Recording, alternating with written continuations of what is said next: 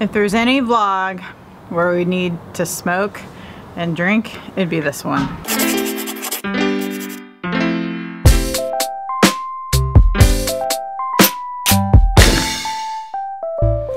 Yesterday, as you guys saw on the vlog, Cammie and I decided to go to the sex shop during our date night, and we picked up some products. Goodies. And today we wanted to do a comprehensive review of our experience, not the actual product. So if you're looking for hot item numbers or how-tos, we told you guys we're not a how-to channel. We're gonna talk about our experience, but first we need to do a thumbnail shot. Sex toys seem like they're the ultimate in adventure, freedom, and pleasure. To me. No, hang on. I'm not saying like that's how they really are. I'm just saying like, to you. Growing up, looking at porn or seeing these shops, I was like, oh dang. That's where the real fun happens. That's where it's at. So it was weird yesterday, going to the shop. I shared this in yesterday's vlog, but it was like the first time in 10 years we've bought anything like this, and we've never like successfully used this in our marriage, and now I'm like thinking, oh, she's all for it. This is like my dream come true. Yeah. So we have these items, we come home, someone's may or may have not been battery operated, and we had to do some like charging and figuring out packaging and that kind of stuff. Mm-hmm. And then it's like time, it's like, whoa, this is like my wedding, this is like my wedding night. This is like, as a teenage boy, like what would have been the most exciting thing ever. Yeah. And I was actually like a little bit, not bored, but like not really looking forward to it. I think I felt pressure. It was like anticlimactic. I was like, this isn't that big of a deal to me, which is really a big deal for me to felt that, because I used to be really like afraid of sex and afraid of all things related to sex, especially sex toys. I was like slightly nervous, and I was a little bit excited that like it kind of just felt like a stepping stone, like, oh, I'm growing. Oh, I thought you were saying a stepping stone to our next sex toys. Oh. Just like something that I've overcome, where I saw a lot of growth in myself. So I was kind of excited about that piece, but I wasn't like, oh, this is really gonna enhance our sex life. I didn't really feel that like we need that. Which I think that was, I had this like little hope in my mind that, oh, maybe whatever's in this bag or in this sex shop is gonna be, it's like a secret vitamin you take that is the thing that you're missing. That's what I was like almost wanting or hoping for or believing. Yeah. And I guess if there's a punchline to this video, you already kind of gave it away. It's that it was like no big deal to you on both sides. And I think on one side, from our religious perspective or your more conservative sexual perspective, sex toys were like this, like, oh my gosh, this like naughty, dirty, big hurdle. Yeah. And for me, coming from this other side, they were like this really big deal, from this like the ultimate sign of adventure, fun, and conquest, and freedom. And it doesn't seem like it's really either of those things to us anymore. Right. So we use these items. I think we successfully. We both had orgasms. Mine was like crazy, like physically intense. But it was really weird, like right when I got done having sex with Cammie, I was like, I don't really want to do that again. I mean, and not that that's like the decision I'm making for all time, but I think the intense physical pleasure came at a bit of a cost, and that was like, it was just like an emphasis on intense physical pleasure.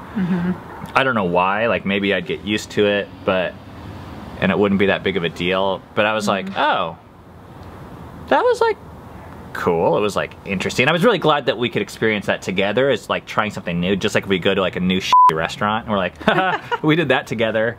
Like, that was an adventure, but let's go back to the old restaurant. That's how it felt like to me. I tried the purple one. It was pretty good. Wait, did you tell me it was purple? No. Oh. This is where I talk about my orgasm. I didn't know you were gonna go there. I mean, why not? I'm gonna try not to think of who might be watching this. Like my mother. If they're watching it, they must want to know. All right, well, here they go. For me,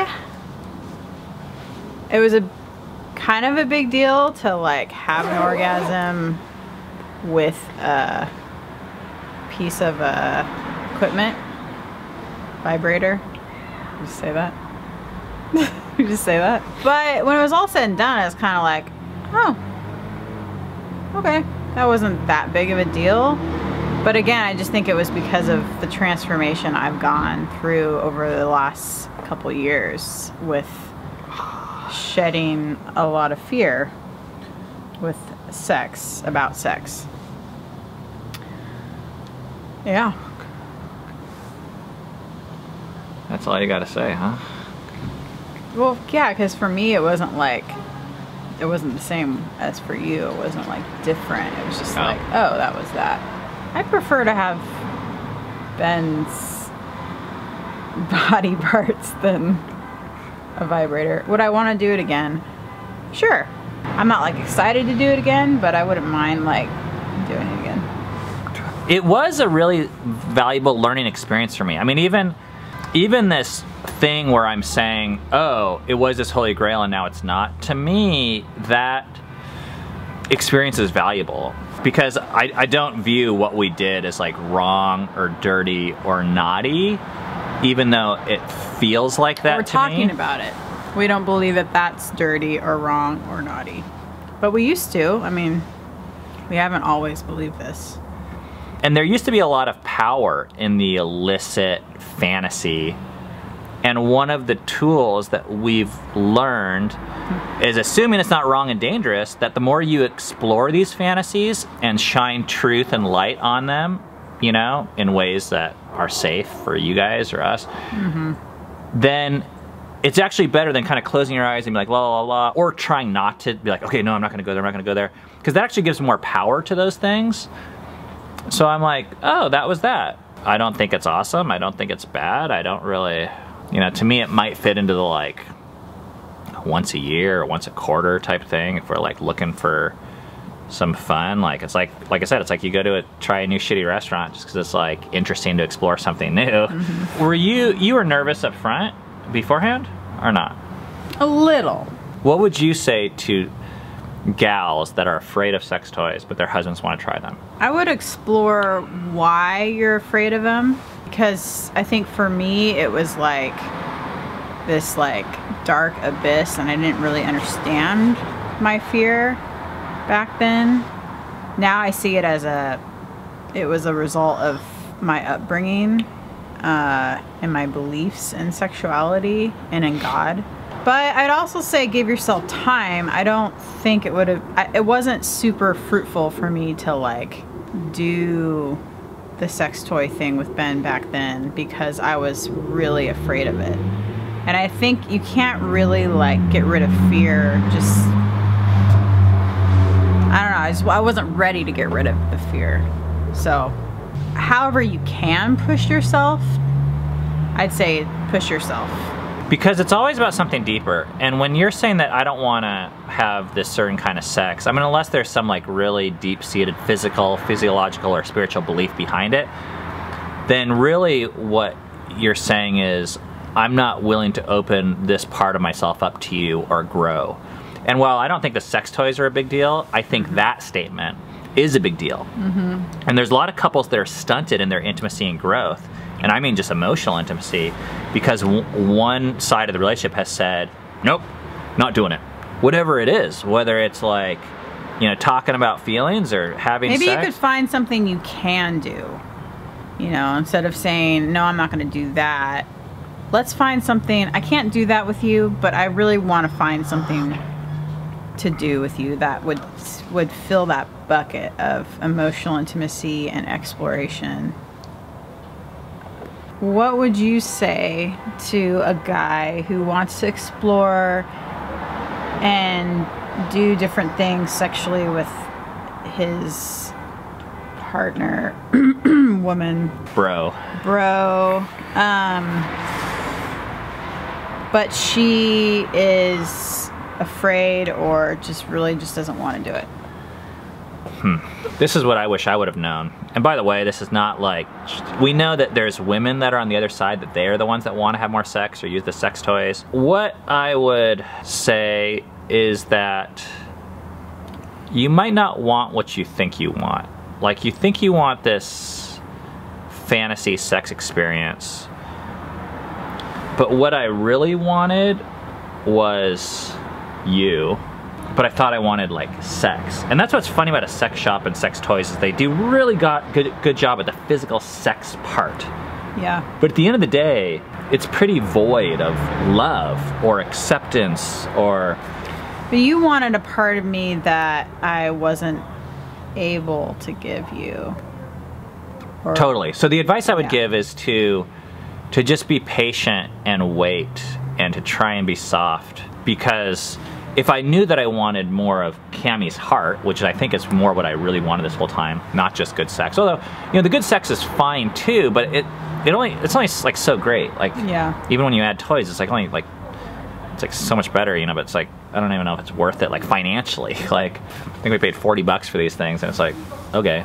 Yeah. It's like 5% better. But to win someone's heart, you can't force them, either physically or even like manipulation wise. And I think I tried to pressure you early on because I thought I wanted like sex or your body. Mm-hmm. It's like confusing. Like, that's the only way I really knew to go after a woman in some ways. Like, I didn't know how to draw you out and to try and... And I think a lot of men who don't have your personality would just give up too, more easier.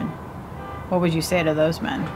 I would say don't give up. Man, that's such a good question, because I think that's also what I mean when I say it's not what you really want. Like, I did want adventure and exploration. I did want Cammie to have less fear and us to have more intimacy. Yeah. And the only way I knew how to ask for that was to ask for sex toys. This is 10 years ago. Yeah. Now I know of other ways. One suggestion I would just say is to just communicate about that with your spouse and say, hey, I would love to have more adventure in our sex life.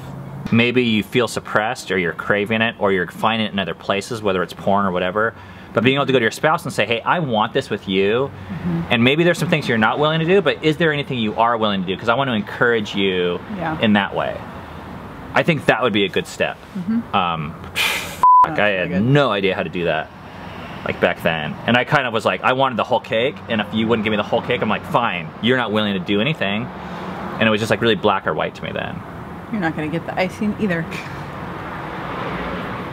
Okay. Yeah. Well, that's our first sex toy experience review. Possibly our last one till the next quarter or a year, depending on if we ever use these things again. If you're new here, I'd like to say this isn't a normal vlog, but actually it's not that unusual either. Welcome. We welcome you. We're glad you're here. This is us trying to share the things that normally just happen in our life. For some of our background and some of you guys' background, we're trying to take conversations that are normal in certain spheres. Certain people talk about sex toys, and certain people talk about marriage and God, but a lot of people don't talk about those things together. So we're just trying to say, what happens when you put those things together? Because a lot of people that are religious, they actually use sex toys or have sex, I think. Maybe.